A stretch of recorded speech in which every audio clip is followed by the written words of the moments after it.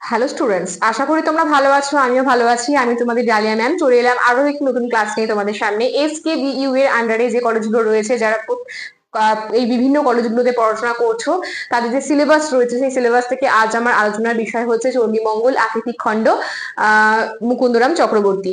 যদিও আমি তোমাদের এর আগের ভিডিওতে মুকুন্দরাম চক্রবর্তীর লেখা চণ্ডীমঙ্গল কাব্যের আকৃতিক খণ্ড আলোচনা করেছি, তো আমার কবি পরিচিতি নিয়ে আলোচনা করা হয়নি। তো আজকে আমার টপিক কবি পরিচিতি, অর্থাৎ মুকুন্দরাম চক্রবর্তী সম্পর্কে আমরা কিছু জানবো। তো ক্লাস শুরু করার আগে তোমাদের একটি ইনফরমেশন দিয়ে রাখি, যারা আমার ক্লাসে যুক্ত হতে চাইছো মেজর বেঙ্গলি ক্লাসে, তাদের অবশ্যই বলছি যে তোমরা আমার সঙ্গে যুক্ত হও। যদি তোমাদের অ্যাডমিশন হও, তো তোমরা যদি অ্যাডমিশন নিতে চাও তবে আমাদের দেওয়া নাম্বারে যোগাযোগ করো। আমাদের যোগাযোগ নাম্বার 6295916282, আরেকটি নাম্বার 7076398606। এই দুটো নাম্বারে ফোন করে তোমরা যা জিজ্ঞাসা রয়েছে করতে পারো এবং অ্যাডমিশন নিয়ে নিতে পারো। দেখো, তোমাদের এই এসকেবিইউ সেকেন্ড সেমিস্টার মেজর বেঙ্গলির যে প্রথমের দিকে টপিকগুলো রয়েছে, সেখান থেকে আমি দুটো ক্লাস দিয়েছি। একটা হচ্ছে শ্রীকৃষ্ণ কীর্তন কাব্যের রাধা বিরহ খণ্ড, আর একটা হচ্ছে বংশী খণ্ড। এই দুটো খণ্ড তোমাদের সামনে সংক্ষেপে আলোচনা করেছি। আর তার সাথে আজকে আলোচনা করছি মুকুন্দরাম চক্রবর্তীর কবি পরিচিতি নিয়ে। ঠিক আছে, তো দেখো, কবি পরিচিতি বলতে প্রথমে আমাদের জানতে হবে যে মুকুন্দরাম চক্রবর্তী কোন সময়ের কবি। ঠিক আছে, তিনি কিন্তু চৈতন্য যুগের কবি ছিলেন এবং তার জন্ম হয়েছে বর্ধমান জেলার ষোড়শ শতকে। দামুন্না যে গ্রাম রয়েছে বর্ধমান জেলার, সেখানে তিনি জন্মগ্রহণ করেছেন ষোড়শ শতকে। ভালো মতো মাথায় রাখবে। তার পিতার নাম হৃদয় মিশ্র এবং মাতার নাম দৈবকী, এবং তিনি কিন্তু কবি কঙ্কন মুকুন্দরাম চক্রবর্তী নামে পরিচিত।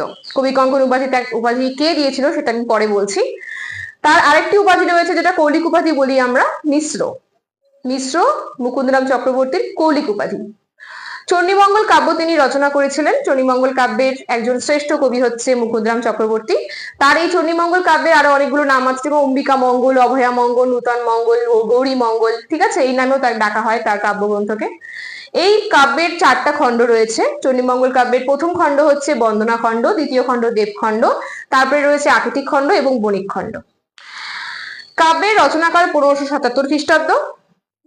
এইদিকে 1577, তোমাদের এখানে তোমরা দেখতে পারো একটা লাইন রয়েছে, ষাটের রস রসবেদ শশাঙ্ক গণিতা, কতদিনে রচিলা গীত বণিত। তো এই জিনিসটা এখান থেকে আমরা দেখতে পাই যে কাব্যের রচনাকাল 1577 আসছে।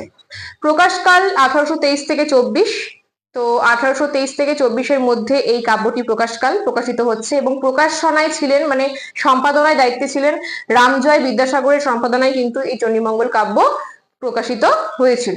এগুলো শর্ট কোশ্চেনের জন্য ভেরি ভেরি ইম্পর্টেন্ট, যে চণ্ডীমঙ্গল কাব্যের শ্রেষ্ঠ কবিকে, চণ্ডীমঙ্গল কাব্যের যখন কাব্য সম্পাদনা হয়েছিল সম্পাদক কে ছিলেন, বা চণ্ডীমঙ্গল কাব্যে মুকুন্দরাম চক্রবর্তীকে কবি কঙ্কন উপাধি কে দিয়েছিলেন, এই যে এগুলো, ঠিক আছে, বা রচনাকাল, প্রকাশকাল, এগুলো ভালো মতো মাথায় রাখবে। এবার এই কাব্যগ্রন্থে যে চরিত্র রয়েছে সেটা হচ্ছে কালকেতু এবং ফুল্লরা। যদিও আমি এটা আকৃতিক খণ্ডের চরিত্র বললাম, বণিক খণ্ডে আরো অনেক চরিত্র রয়েছে, কিন্তু বণিক খণ্ড তোমাদের নেই সিলেবাসে। আকৃতিক খণ্ডের মধ্যে কালকেতু এবং ফুল্লরা রয়েছে। কালকেতুর পূর্ব পরিচয় হচ্ছে ইন্দ্রপুত্র নীলাম্বর, আর ফুল্লরা হচ্ছে ইন্দ্রের পুত্রবধূ, তার নাম ছিল হচ্ছে তোমাদের ছায়া। ঠিক আছে, এই কাব্যটি, মানে চণ্ডীমঙ্গল কাব্যটি যে ছন্দে লেখা হয়েছে সেটা হচ্ছে পয়ার ছন্দ। এই চণ্ডীমঙ্গল কাব্যের পৃষ্ঠপোষক ছিলেন, মানে মুকুন্দরাম চক্রবর্তীর পৃষ্ঠপোষক ছিলেন মেদিনীপুর জেলার জমিদার বাঁকুড়া রায়। কেননা আমরা জানি যে মুকুন্দরাম চক্রবর্তীর গ্রামে এতটাই জমিদারি অত্যাচার ছিল যে তাকে সেখান থেকে বেরিয়ে যেতে হয়েছিল, সেখান থেকে চলে এসেছিলেন, এবং বাঁকুড়া রায়ের পৃষ্ঠপোষকতায় তিনি সেখানে থাকতেন। বাঁকুড়া রায়ের যে পুত্র ছিল রঘুনাথ রায়, তাকে তিনি পড়াতেন বাড়িতে।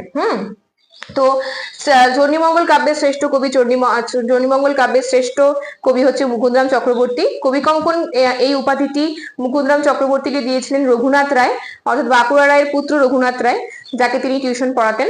এবং বাঁকুড়া রায়ের পুত্র রঘুনাথ রায় যখন চণ্ডীমঙ্গল কাব্যটি রচনা করলেন মুকুন্দরাম চক্রবর্তী, তখন রঘুনাথ রায় তাকে একটি উপাধি দিয়েছিল, সেটা হচ্ছে কবি কঙ্কন উপাধি।